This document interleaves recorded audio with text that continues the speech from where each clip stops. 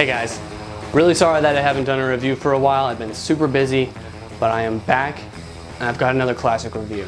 Over the course of the next few months, I'm going to be discussing each one of Quentin Tarantino's films leading up to his new film coming out at the end of the year, The Hateful Eight. And I've already done Reservoir Dogs, his very first film, so if you have not seen my video for that, go check it out on my channel. The next film on the list is what is considered by most to be his largest achievement, his greatest masterpiece, and that is, of course, Pulp Fiction. Fair warning, if you haven't seen Pulp Fiction already, go check out the movie first, give that a watch, then come back and watch my review. You've been warned. Now, let's get into it.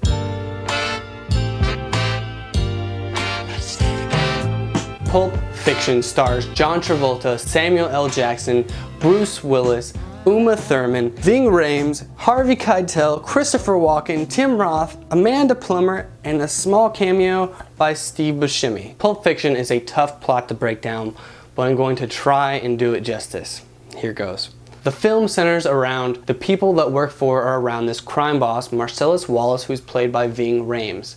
The main storylines that we're given are Jules and Vincent, who are played by Samuel L. Jackson and John Travolta. We also have a storyline about Uma Thurman's character, who plays Marcellus Wallace's wife, Mia Wallace. And a third storyline about Butch, who is a washed-up boxer who's being paid off by Marcellus Wallace to throw his next fight. Now, the plot of this film is kind of convoluted, and it's particularly confusing on the first viewing. Much like Reservoir Dogs, he uses a non-linear style, and Tarantino also brings in multiple main characters that break the overarching narrative into multiple segments. Each chapter in this film is a small story that's taking place in a much larger one.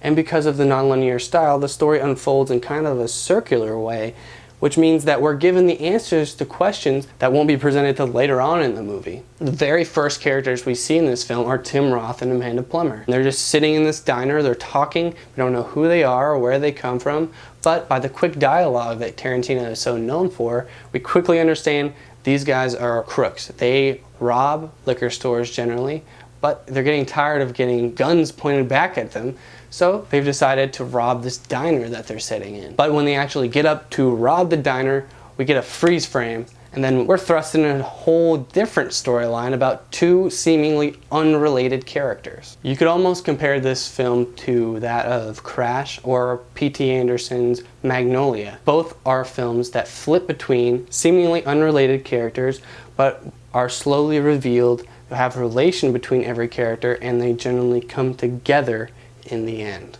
The difference between those stories and this one is that they are told in a linear style, whereas the first scene in Pulp Fiction does not seem to be related to the rest of the story until the last 20 minutes of the movie.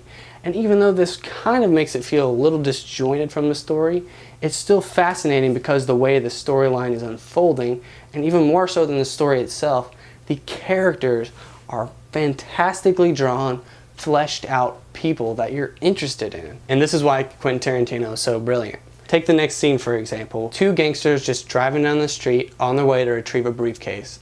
Now, gangster characters would generally be drawn as unlikable people. I mean, they're shooting people without batting an eyelash. And yet, through the conversations, the banter they're having of Royale with cheese and foot massage, we're not shown gangsters. We're shown people that are just on their way to do a job. They have likes, they have dislikes, and they have little quirks that just make them human beings. The film succeeds because each of the characters in it are relatable on some level, despite the fact that they're doing things that the average person would not do. Take the next scene, for example, where Vincent takes Mia Wallace out to dinner. She is shown from the very beginning almost that she is a drug addict. She's addicted to cocaine, and even in the restaurant she goes to the bathroom to powder her nose.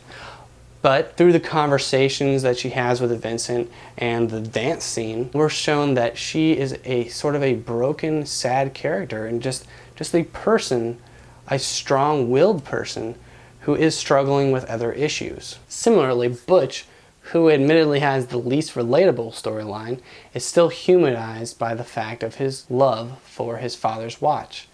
After he doesn't throw the fight like he's paid to do, he he's still willing to go put his life in danger to retrieve the watch because it came from his father, and that's something that he cherishes. All in all though, this film is really just a character study.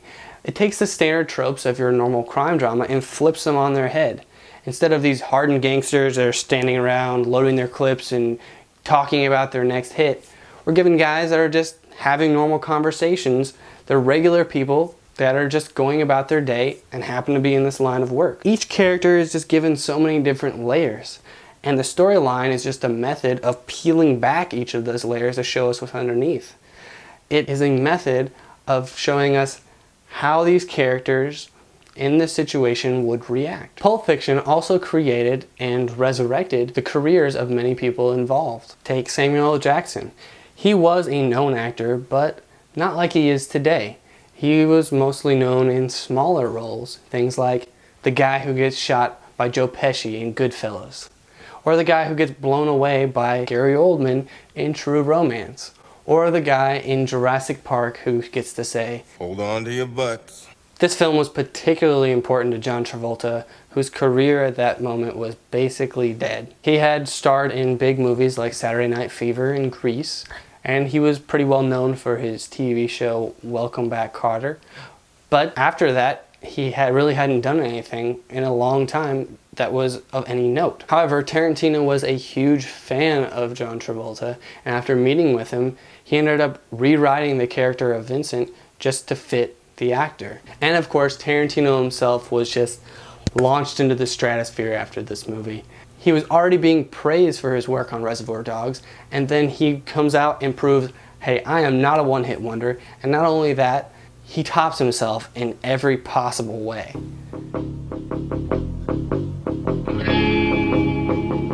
This film is riddled with iconic scenes and lines, such as the diner scene right before the title credits. Any of you pricks move, and I'll execute every last one of you. Ezekiel 25:12. And you will know my name is the Lord when I lay my vengeance upon thee. The dance scene in Jackrabbit Slims. It was a teenage wedding and the old folks wished them well. The adrenaline shot. Holy crap. Three!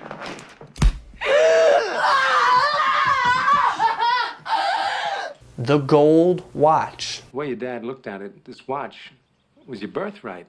You'd be damned if any slope's gonna put the greasy yellow hands on his boy's birthright, so he hid it.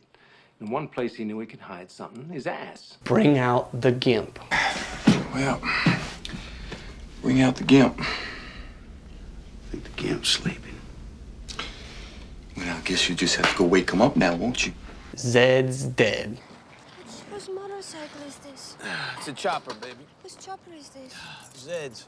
Who's Zed? Zed's dead, baby.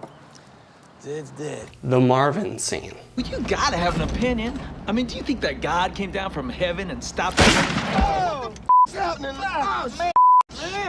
Oh, man, I shot Marvin in the face. The Wolf. I'm Winston Wolfe. I solve problems. And of course, Jules' closing monologue. The truth is, you're the weak, and I am the tyranny of evil men. But I'm trying, Ringo. I'm trying real hard to be the shepherd. Tarantino also likes to create his own brands for his movies. Things like Big Kahuna Burger. This is a tasty burger. Fruit Brute cereal. Red Apple cigarettes. A pack of red apples. Builders. None. Things that make this world feel real, if not the world that we live in. And they're also things that reoccur in his other progressing films. And then of course we have the briefcase. This item is what is referred to in film as a Macguffin. This is a term that was popularized by Alfred Hitchcock because he used it in his films quite a bit. Basically it's a plot device. It's something that gets the story in motion, it gives the characters motive, but has no real meaning to the story. Quite a bit of the movie is spent retrieving and then defending this briefcase, and yet we never find out what the contents of it are. Why? Because it doesn't really matter. Yes, it does add an element of mystery, which kind of makes it a little more interesting and intriguing. And there are forums all over the internet that theorize what's inside that briefcase. But the truth is, at the end of the day, it doesn't matter. It's whatever you think it is, really. I can't end this review without speaking briefly about the music. It's perfect. Each song is perfectly placed for the scene that it's in. And if I hear any of the songs from this movie out in the world, I immediately snap back to Pulp Fiction. It's so ingrained in the story. It's the character itself. You would not have the same film without it. And that is another testament to how Tarantino is brilliant. From this longer than usual rant, I'm sure you've guessed it, but yes, Pulp Fiction gets a full 10 out of 10. It's one of the greatest films of all time. Guys, thank you so much for watching my review. I hope that you feel that I did justice to this film. This is a film that is very personal to me. It inspires me to go out and make movies, and if I one day make a movie half this good, I would be doing okay. Hopefully, if you are watching this review, then you've already seen the movie, so please comment down below with your thoughts on the film overall and with my review. Also, stay tuned for my next review in my Tarantino series, Jackie Brown. But until then, keep going to the theater. Keep watching those movies. I'll see you.